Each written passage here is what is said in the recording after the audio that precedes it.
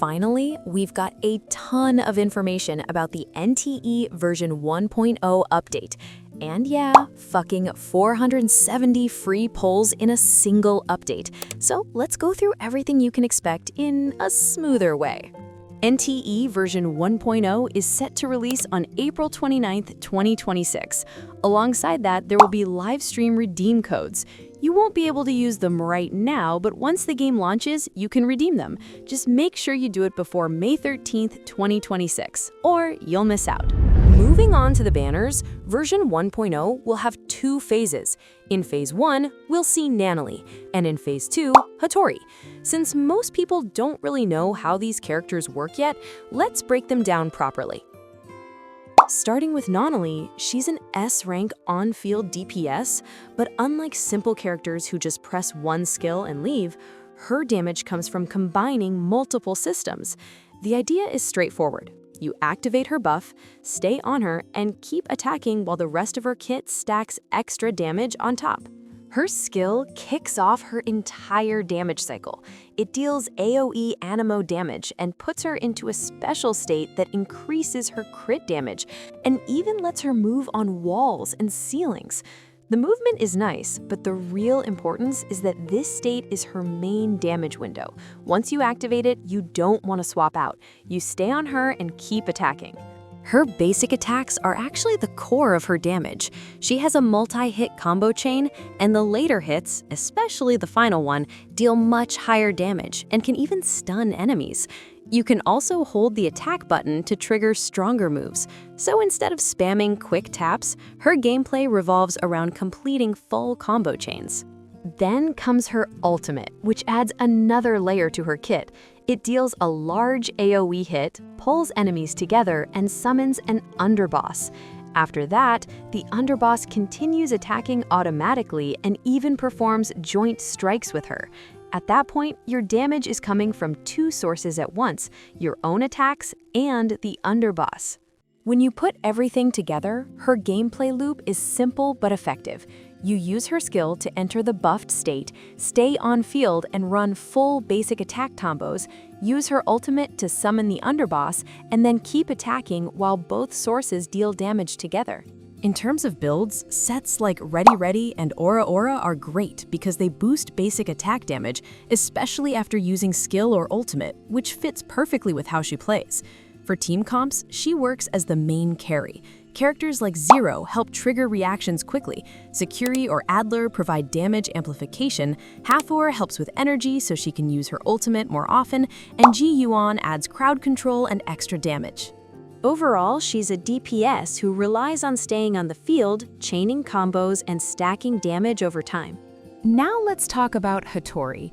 She's an S-rank Cosmos character, and her playstyle is completely different. Instead of dealing constant damage like a main DPS, she stores damage and releases it in a short time-stop burst window while also supporting the team. When you first use her, her normal attacks feel pretty simple. She fights with an umbrella and performs a standard combo that deals Cosmos damage. These attacks aren't meant to carry her damage. They mainly exist to build up energy in her non-closed timepiece, which is the core resource of her kit. As it fills up, she gets closer to her real damage phase. Her skill, Present Replay, is where things start getting interesting. Instead of just dealing damage, it also records actions from your teammates, specifically support-type skills. At the same time, it deals multiple hits and rewinds her timepiece. What you're really doing here is preparing for her ultimate by storing useful actions that will be replayed later. Once her timepiece is full, you can activate her ultimate, World's Tide, which is the centerpiece of her entire kit. When used, she stops time around her and switches from her umbrella to a katana, increasing her damage and changing her attack style. During this time stop phase, enemies barely move, and even the stage timer pauses. Inside this window, all the recorded actions from her skill are automatically replayed, while you manually attack to build combo stacks. When the combo reaches its limit, she finishes with a powerful final strike. So instead of spreading damage over time, Hotori compresses everything into one controlled burst phase, where multiple sources of damage happen simultaneously, her own attacks plus the replayed actions. That's why her damage feels extremely concentrated, rather than consistent. She also has a strong supportive side. During her ultimate, she can heal and buff the team, remove time-related debuffs, and even become immune to them.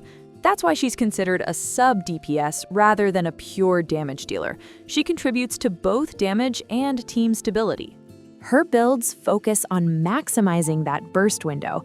She benefits from attack, crit stats, and cosmos damage, but effects like defense ignore and burst amplification are especially valuable since they directly boost her ultimate damage. Sets like Lost Radiance work very well because they allow her to ignore enemy defense after using her ultimate, which perfectly matches her playstyle. In team setups, she's usually paired with a main DPS like Nanally. Nanally handles sustained on-field damage, while Hotori rotates in to set up her replay, and then activates her ultimate to create a powerful burst window that increases overall team output. Characters like Zero also help by triggering reactions, making the replayed actions even stronger. Now that we've covered the banners, let's talk about events and rewards. For pre-registration, you'll get the A-rank character Haniel, 20 fabricated dice, and other milestone rewards delivered through the in-game mailbox after launch. There's also a standard S-rank selector, where after 50 polls, you can choose one S-rank character from Sakiri, Baichang, Hator, Fadia, Daffodil, or Ji Yuan. One important thing to note is that the poll count does not reset when you use the selection. There's also a 14-day login event where you can get the A-rank character Aurelia, an S-rank Arc, 12 solid dice, and more rewards. On top of that, the Anomaly Hunt Journey system rewards you as your hunter level increases. If you reach level 40, you can earn 10 solid dice, 35 fabricated dice, 25 triple keys, and 300 ringstones. Hunter level works similarly to Adventure rank in Genshin. It represents your total accumulated XP. And the generosity doesn't stop there. You can also get a free S-rank character named Chiz through the Urban Tycoon system, along with leveling materials and an exclusive ARC disc. If we total everything up, you can easily get 120 plus pulls. And if you complete everything in version 1.0, you're looking at around 470 polls in total, which is honestly huge. Finally, let's talk about some features. The game includes a bond system, where increasing your bond level unlocks dating features with characters, including choosing specific locations like a romantic Ferris wheel. The system has been upgraded for more immersive interactions. There's also a photo mode that goes beyond typical gacha games, featuring selfie mode, fun NPC reactions with different poses and expressions, and even a drone mode for capturing aerial views of the city. There's also a wanted system. If you steal cars or damage public property and get caught, you can actually end up in jail. On top of that, there's a housing system, where you can buy and fully customize your own home. And yes, the game includes multiplayer as well, allowing you to play missions, participate in activities, and complete tasks with friends. And that's everything you need to know before starting your NTE journey. See you all on April 29th. Bye-bye!